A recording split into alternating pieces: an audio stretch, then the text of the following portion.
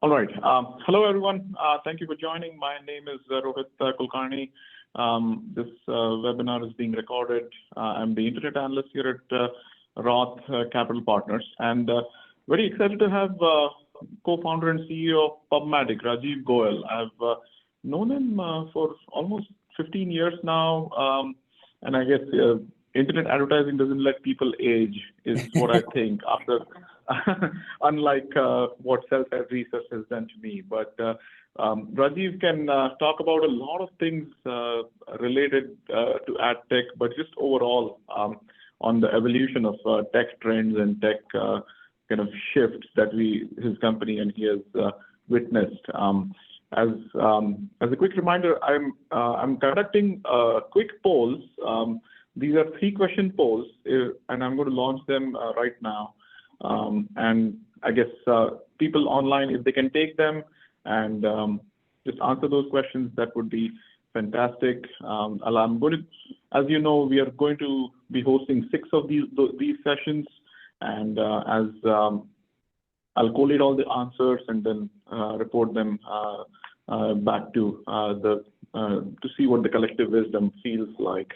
So the poll should have popped up for people who are currently looking at the Zoom console.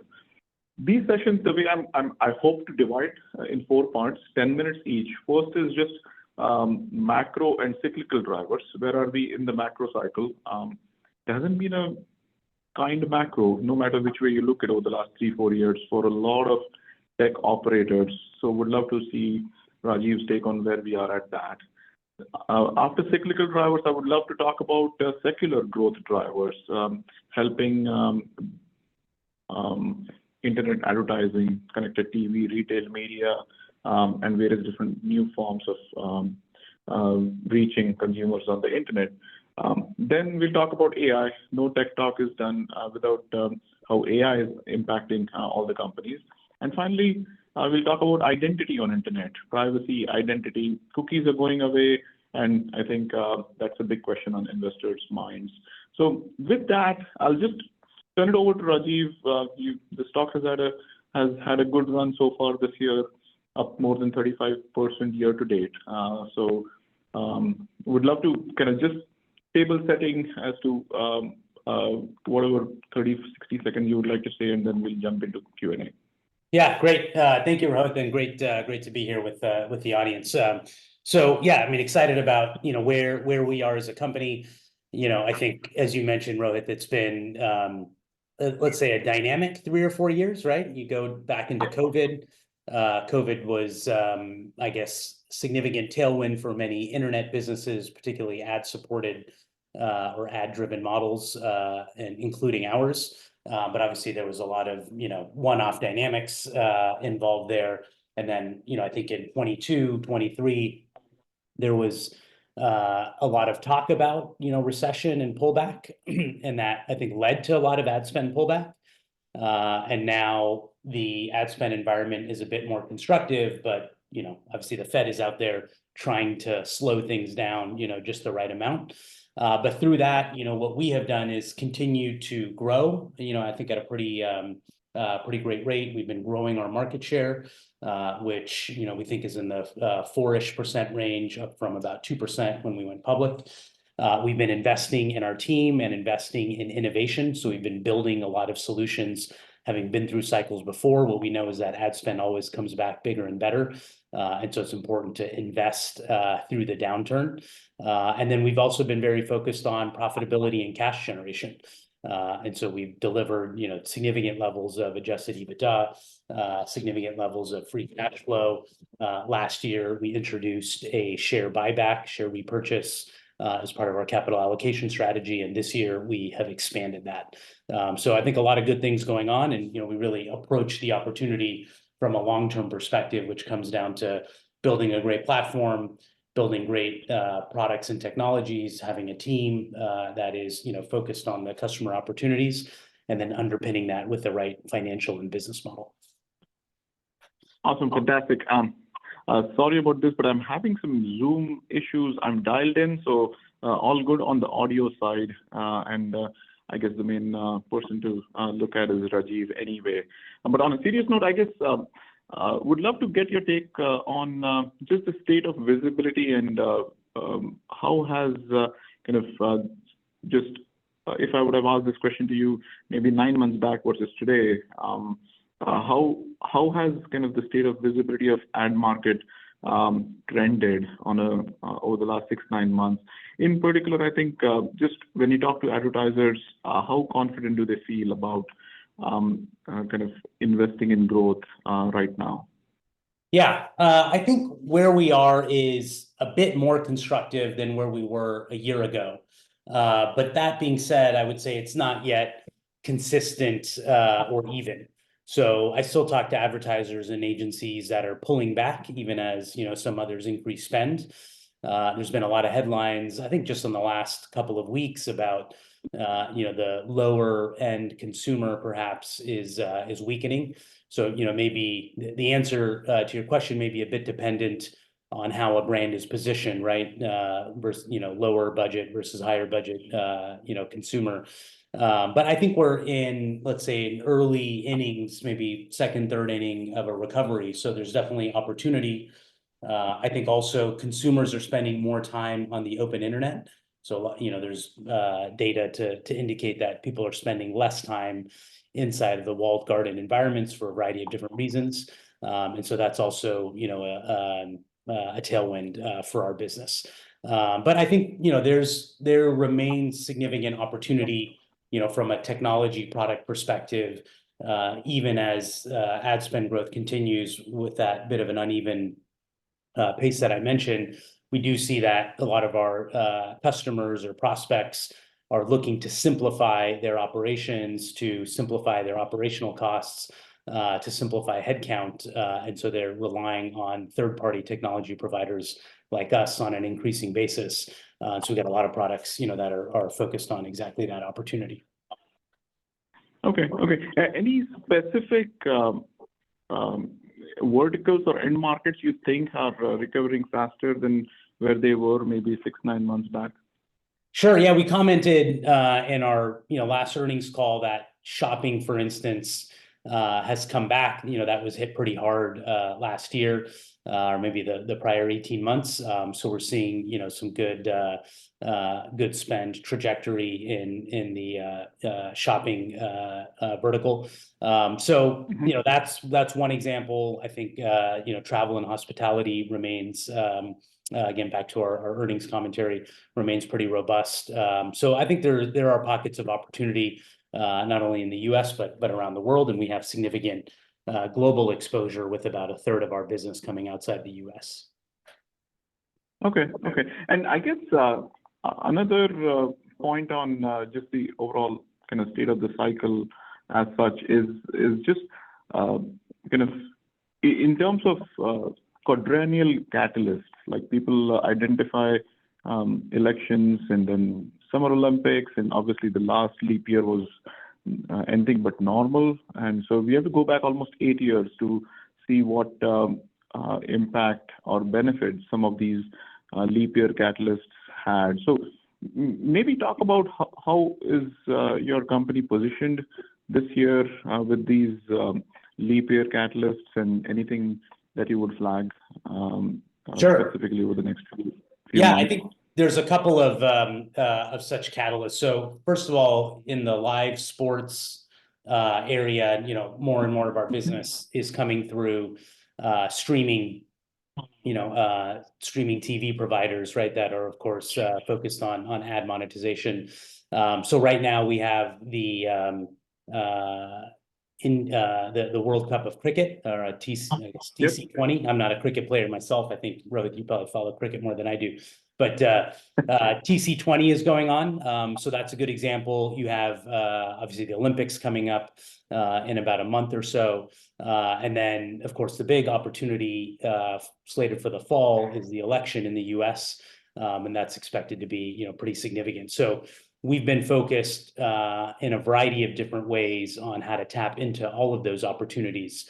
So building CTV technology capabilities, the live sports opportunity can be a very challenging one because you have huge spikes of consumption, that start concurrently or simultaneously. And so you got to monetize that. And then with election, you have a lot of,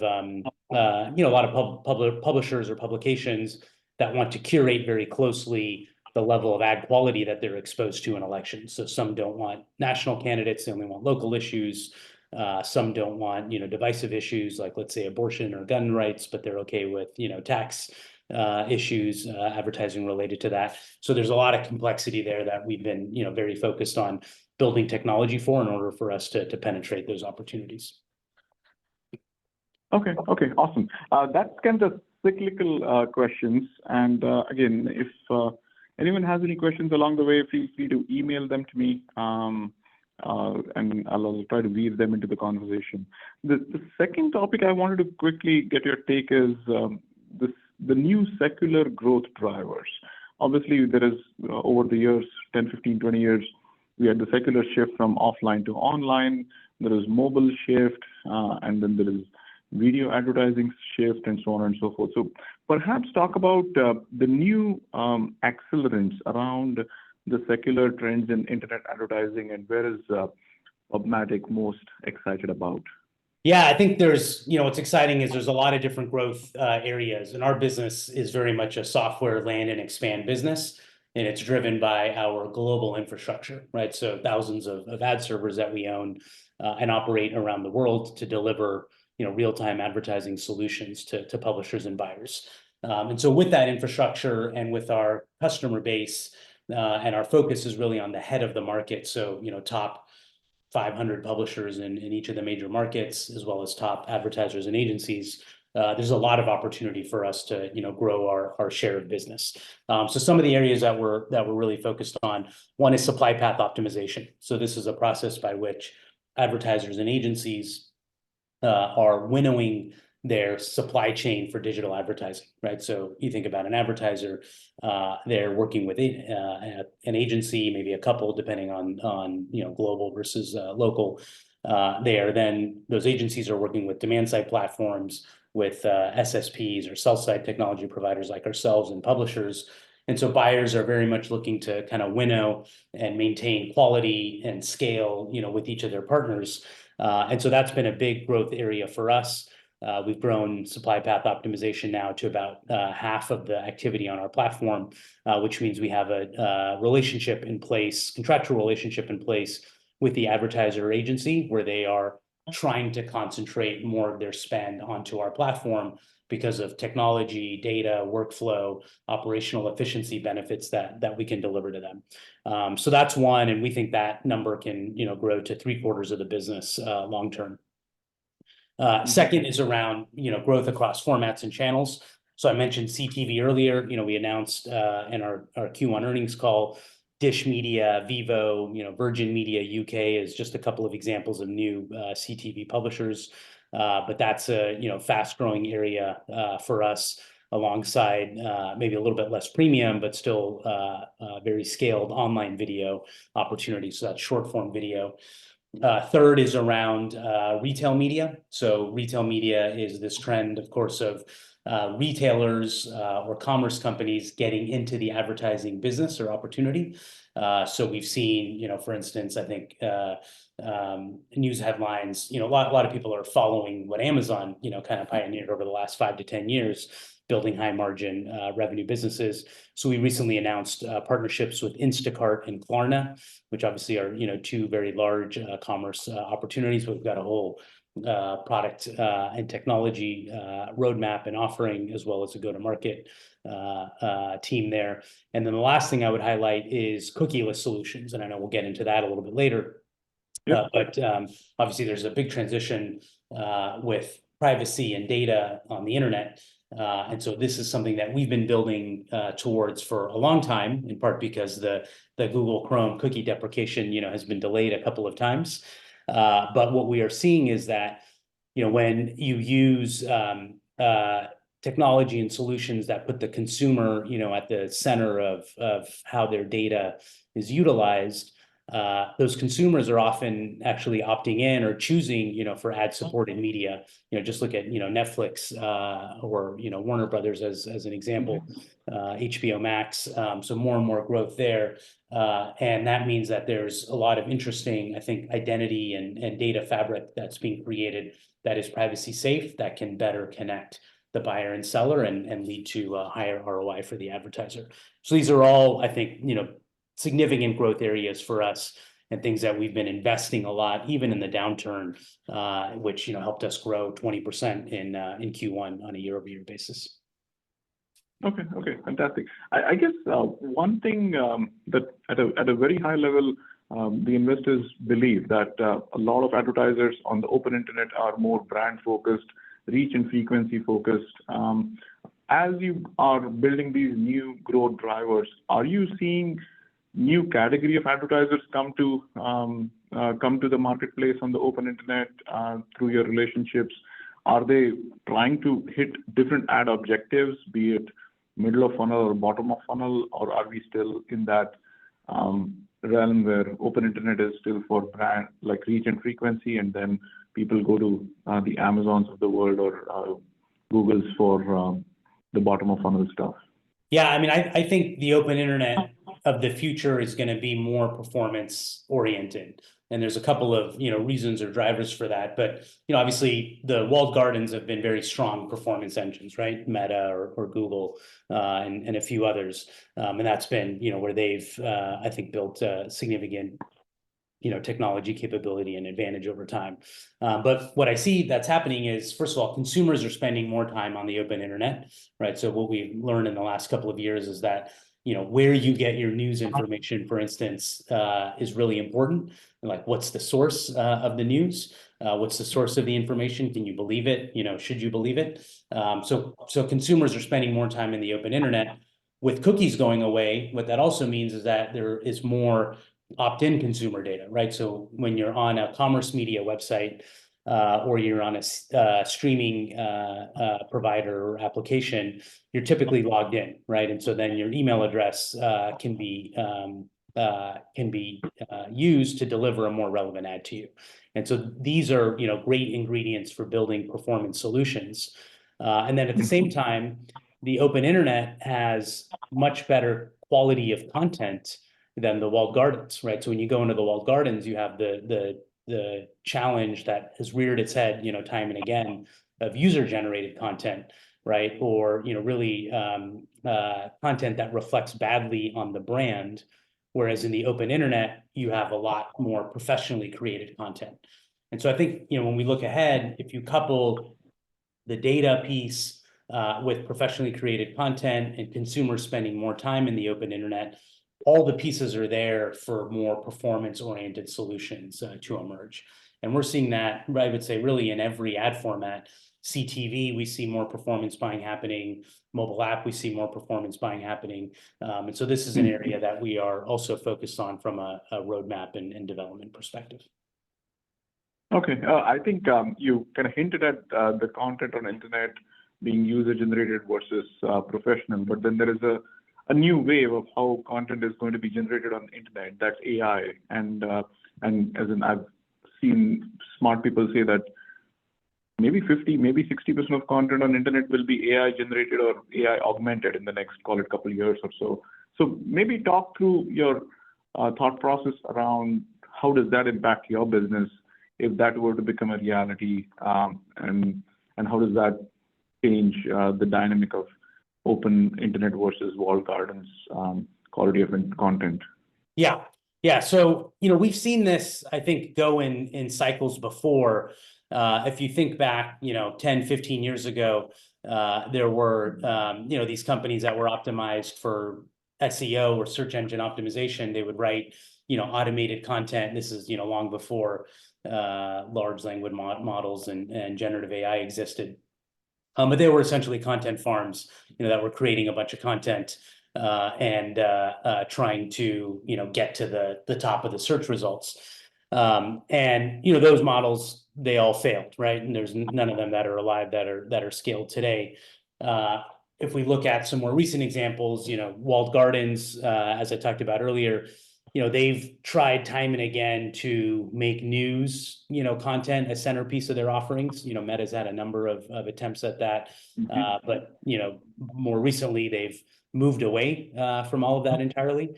I think with art, and NFTs, we saw that, digital art, NFTs had a moment. But really what keeps happening is the more automated content that gets created, I think the more people value human generated insights, human creativity, and the human element of creation and consumption.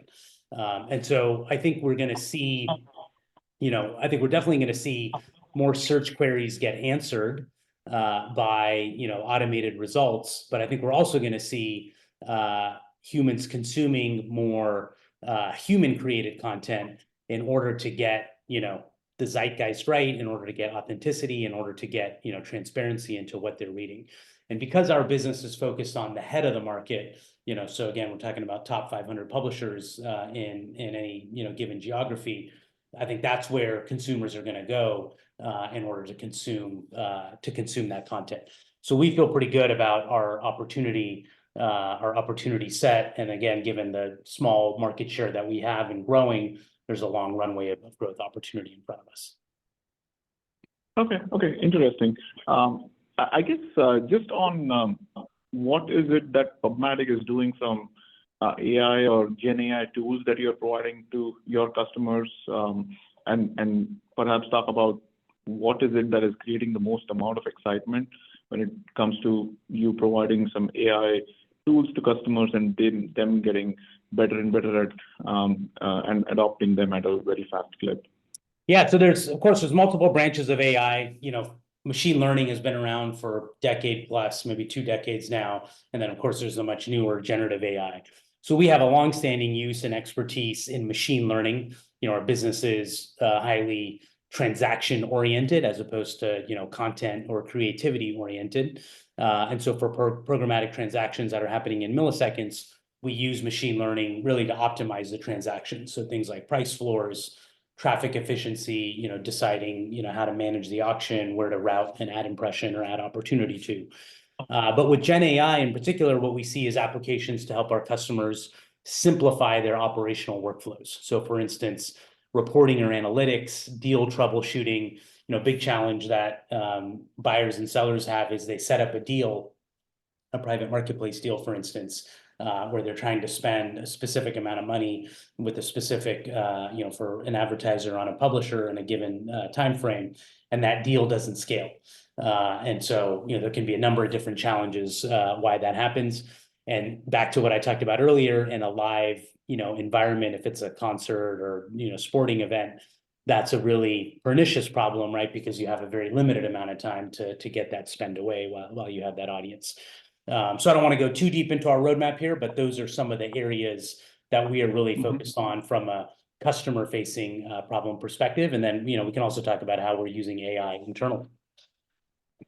Yeah, absolutely. I think that's another kind of investor hypothesis here is smart tech companies are eating their own dog food in terms of applying AI to improve workforce productivity. Perhaps talk about it. Like, is there a point not too long in the future where suddenly your CFO says, we don't need to hire more R&D because we already have 100x engineers staffed up. So maybe talk about that. Yeah, absolutely. So I think that engineering arena, you can think about that as that's where we have the most creativity, right? In terms of writing code, building features, releasing that code, into our infrastructure.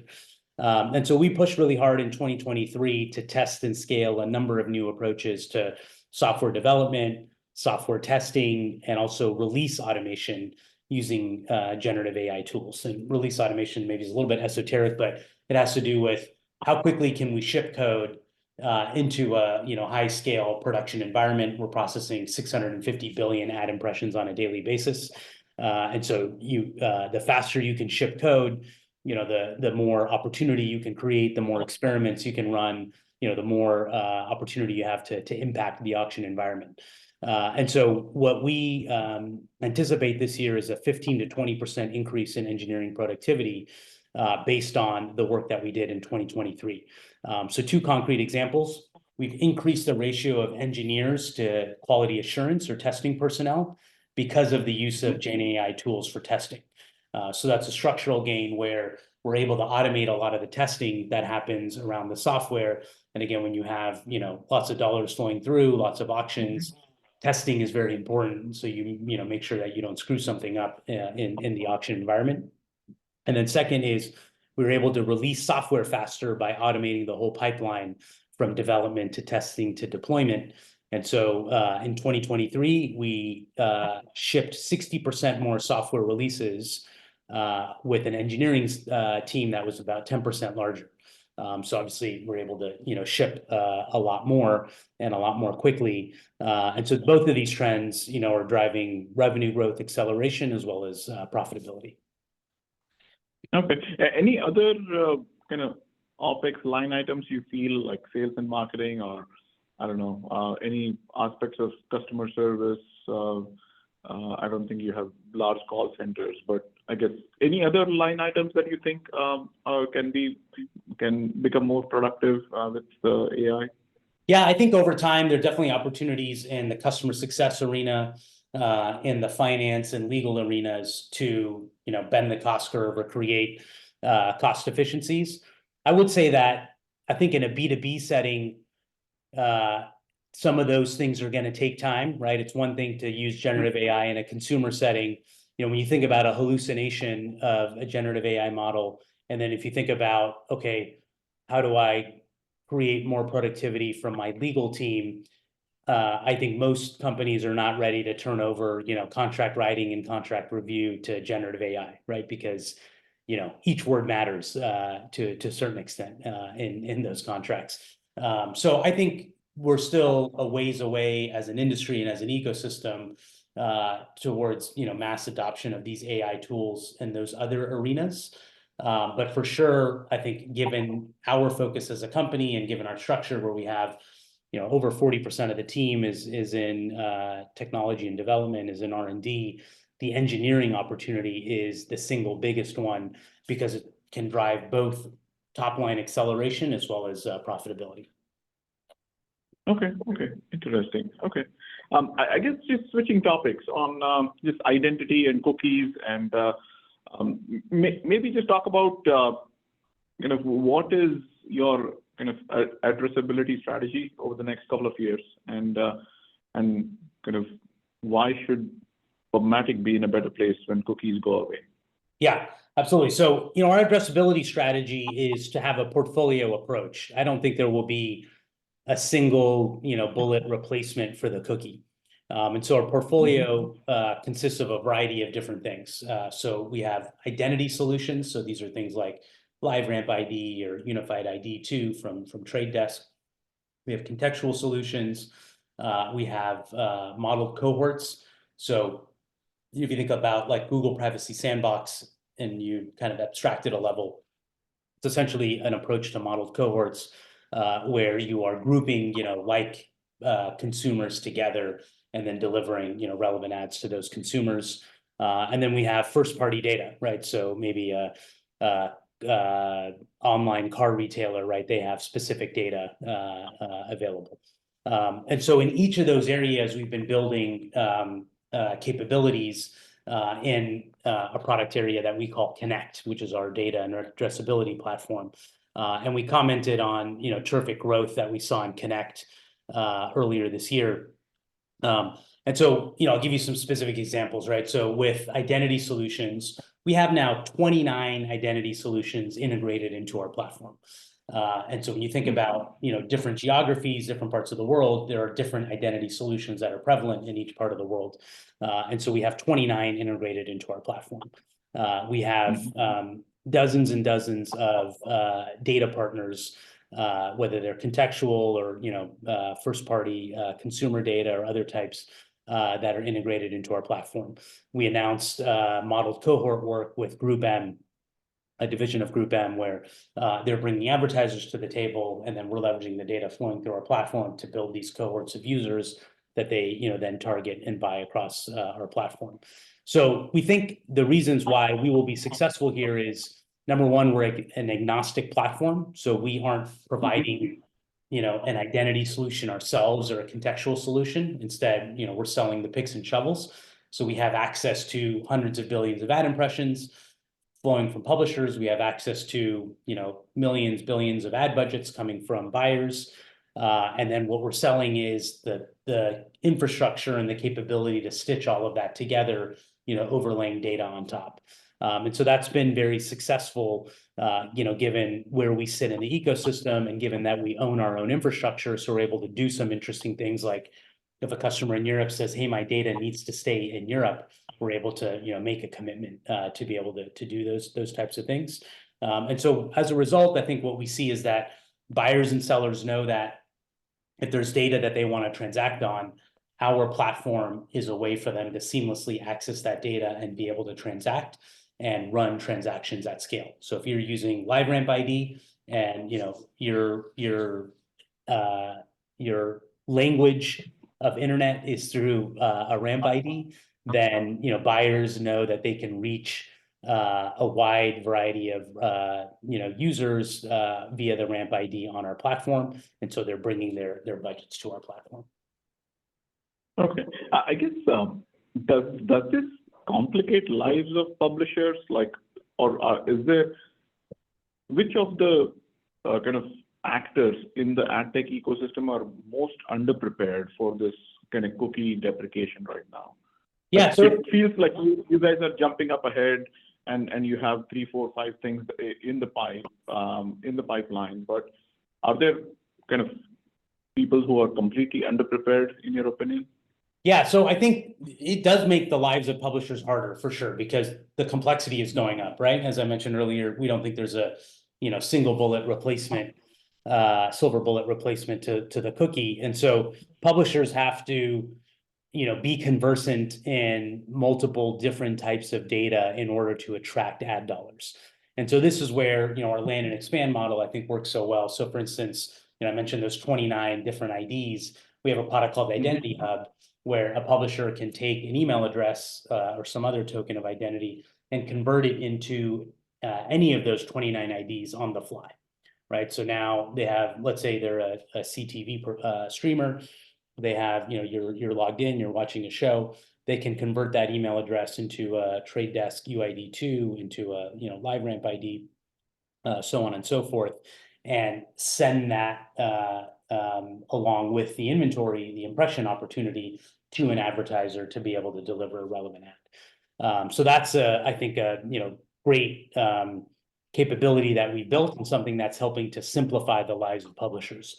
All that being said, I think when cookies are ultimately deprecated, like anything, there will be some shifts, there will be some winners and losers. So for instance, we think the opportunity set will grow in CTV and in commerce media, because those areas have a higher degree of logged in users, whereas let's say casual games could be negatively impacted. Casual games are the game you might play on your phone for 45 seconds when you're waiting in line at the grocery store, and so there's no sense of identity, there's no sense of state or session, and so that kind of a game may be negatively impacted, versus let's say a game where you're logged in and you're accruing points and going from level to level, and you may play it over a couple of weeks.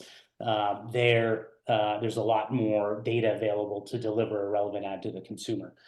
So we think there's going to be these shifts, and what we have been very focused on is growing the lines of business that I talked about earlier, that are really focused around being successful in the post-cookie world, which again, CTV and retail media are at the top of that list. Okay. I guess as there is more and more movement towards privacy of consumers, there is more focus on just the identity being kind of not transmitted across the internet very seamlessly. I guess from an ad tech ecosystem standpoint, does it matter that a certain company like yours is more closer to publishers, whereas there are other companies that are more closer to buyers?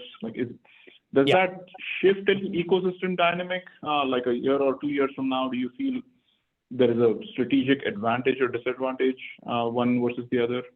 Yeah, we very much see that there is a strategic advantage, and there's a growing, I think, trend in the industry called sell-side targeting.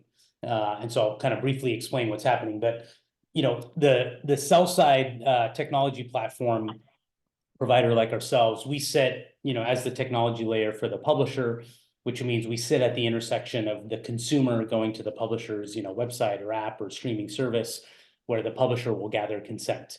And we are the, technology kind of system of record there. And so that creates, because of privacy regulation, where privacy regulators increasingly do not want data spread across the ecosystem from the publisher and the sell-side technology provider into the buy side, for a variety of different, privacy reasons. That creates a significant opportunity for sell-side targeting, where buyers are more and more, these are advertisers and agencies, looking to do targeting in the sell side at the point of consent of the consumer and the publisher and the sell side technology, rather than in the buy side of the ecosystem, like for instance in a DSP.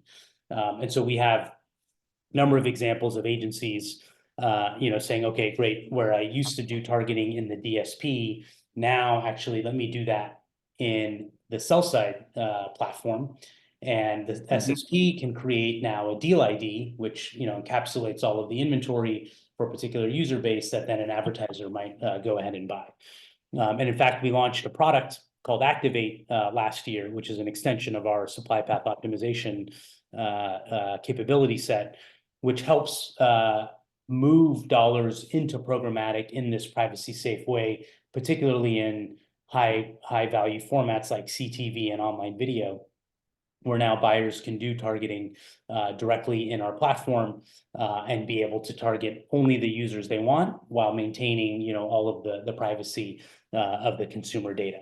So we think that there's a pendulum shift happening from the buy side, with the advent of third-party cookies, where the buyer could build a profile, across all of the let's say, web consumption or viewing habits that you had over the course of a day, to now sell-side targeting, and that's a big area of focus for us.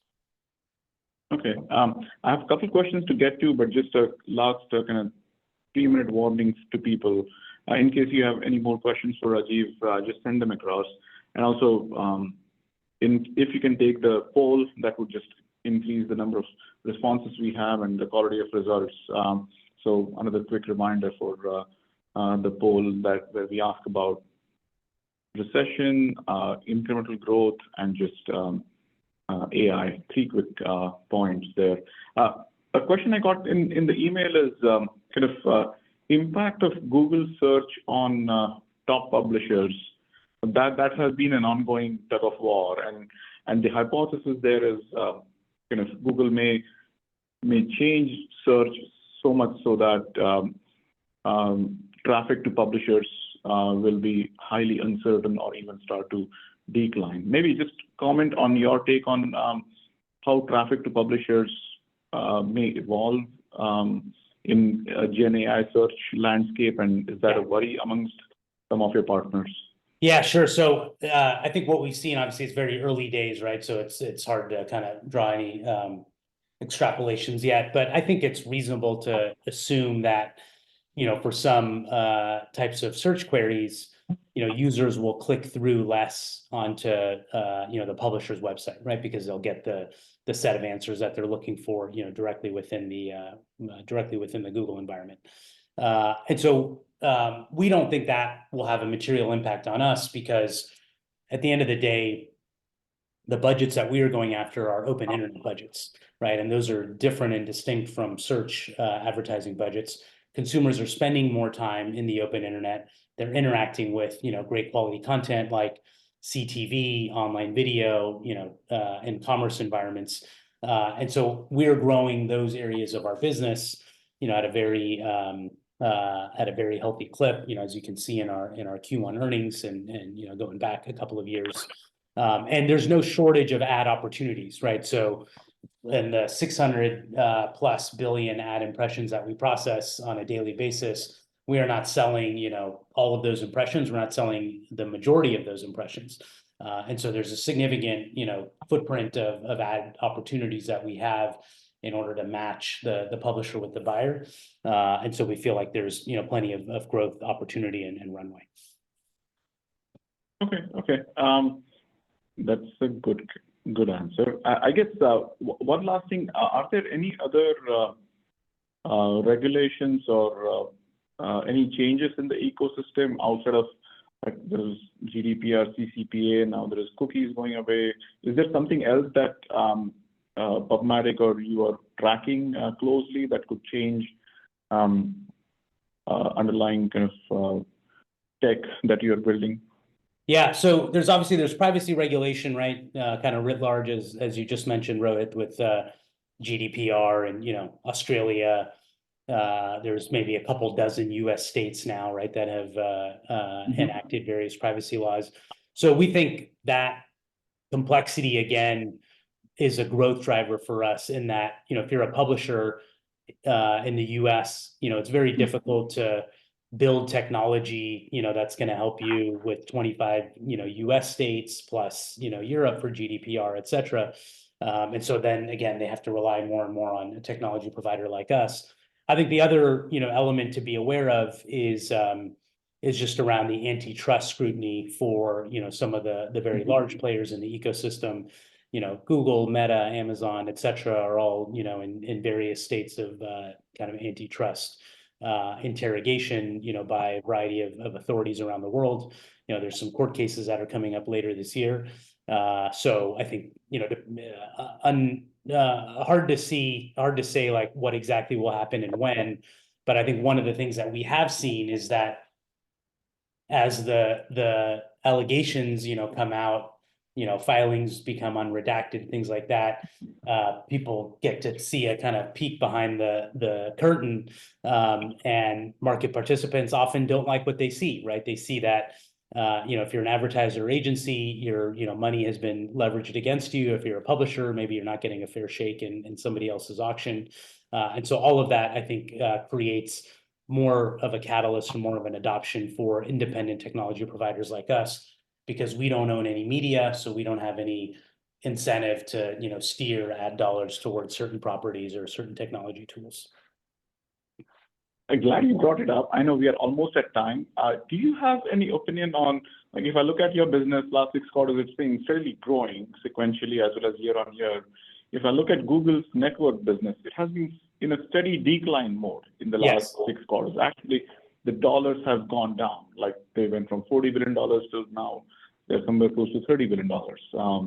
So it's been going down. Any specific reason / rationale in the industry that you feel Google is actually losing share in that part of the business?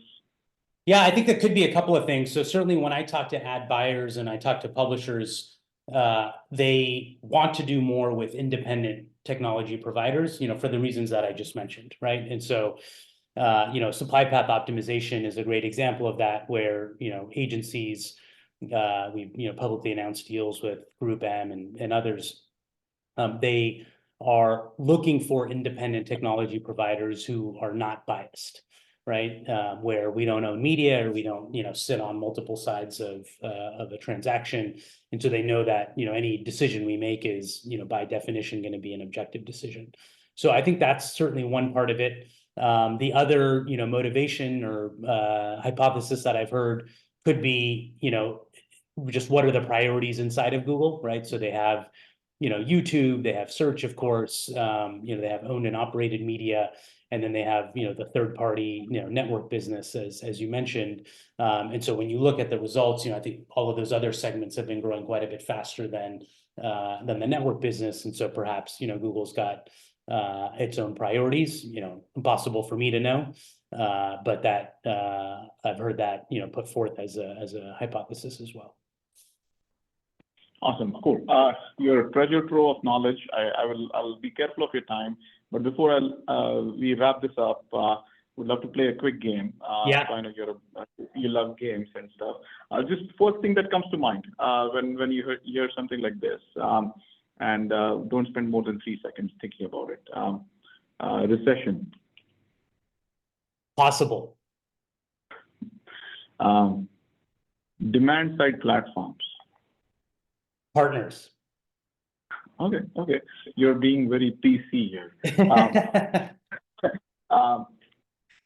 Google. Co-opetition. Oh my goodness. Okay. Agencies. Again, partners of the best kind.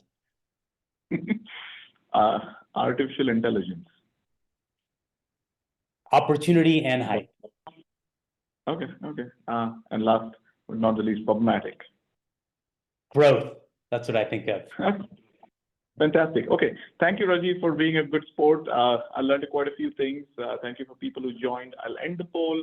I know we have had a few people drop off, but again, I'll share results via email by early next week for sure. So again, thank you so much, Rajeev, and hope everyone has a great rest of the day and week ahead. Wonderful. Thank you so much, Rohit. Really enjoyed it. Thank you. Bye-bye. Take care.